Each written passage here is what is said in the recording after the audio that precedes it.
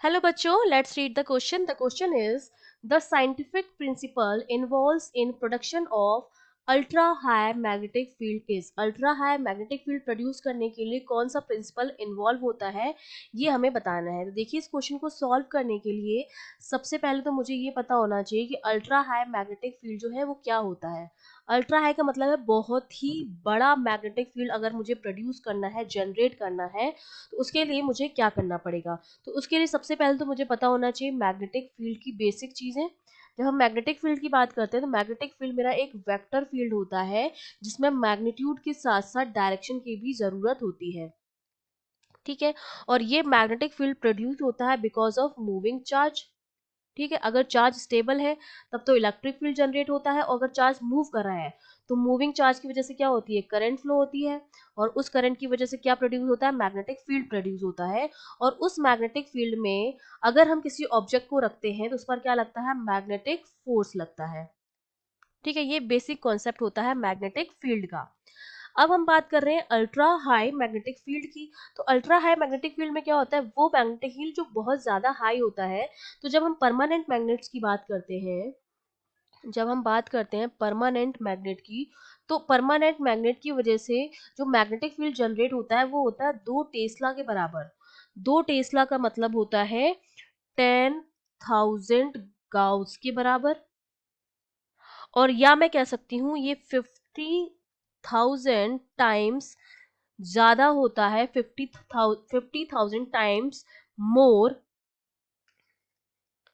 Then the magnetic field of earth, than the magnetic field of earth. जो earth का magnetic field है उससे भी 50,000 गुना ज्यादा होता है वो मैग्नेटिक फील्ड, जो किसकी वजह से प्रोड्यूस होता है, एक परमानेंट मैग्नेट की वजह से प्रोड्यूस होता है। तो इसको हम क्या कहेंगे, वो मैग्नेटिक फील्ड जो बहुत ही ज्यादा होता है, क्वांटिटी में बहुत ही ज्यादा होता है, वो हमारा होता है अल्ट्रा हाई। यही हमारा जो 2 टेस्ला हो गया वो हमारा क्या हो गया, अल्ट्रा हाई मैग्नेटिक फील्ड हो गया। और इन मैग्नेटिक फील्ड्स को हम किससे बना सकते हैं, इलेक्ट्रोमैग्नेट से जनरेट कर सकते हैं। ठीक है, इलेक्ट्रोमैग्नेट अगर हम यूज करेंगे तो हम इतना हाई मैग्नेटिक फील्ड जो है वो जनरेट कर सकते हैं। अब जब हम sufficient strong magnetic field apply करते हैं किसी भी सुपर कंडक्टर पर, ठीक है, सुपर कंडक्टर जिनकी कंडक्टिविटी बहुत ज्यादा होती है। सुपर कंडक्टर्स क्या होते हैं हमारे, सुपर कंडक्टर जिनकी कंडक्टिविटी जो होती है बहुत हाई होती है, कंडक्टिविटी वेरी हाई, वो हमारे होते हैं सुपर कंडक्टर्स। ठीक है, इन सुपर कंडक्टर्स पर जब हम स्ट्रॉन्ग मैग्नेटिक फील्ड अप्लाई करेंगे तो इनकी जो सुपर कंडक्टिंग स्टेट होती है वो जनरेट हो जाती है नॉर्मली। और ये किसकी वजह से होता है, 2 प्रोसेसेस की वजह से होता है। एक तो जीमन इफेक्ट काम करता है और एक आपका ऑर्बिटल इफेक्ट काम करता है।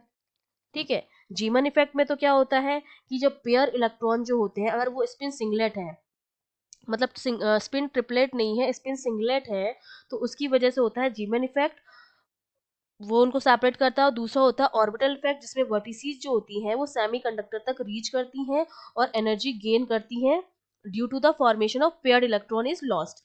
उसकी वजह से क्या होता है, जो कंडक्टिविटी होती है वो और ज्यादा, more conductivity would make producing ultra magnetic field simpler. जितनी ज्यादा कंडक्टिविटी हाई होगी उतना ही ज्यादा मैग्नेटिक फील्ड जो होगा वो जनरेट होगा। और इस प्रोसीजर में 2 प्रोसेस जो होते हैं वो इन्वॉल्व होते हैं, एक तो जीमन इफेक्ट और एक आपका हो जाएगा ऑर्बिटल इफेक्ट। तो कौन सा साइंटिफिक प्रिंसिपल इन्वॉल्व है अल्ट्रा हाई मैग्नेटिक फील्ड को जनरेट करने में, super conductivity. That means A option जो हो जाएगा आपका करेक्ट हो जाएगा।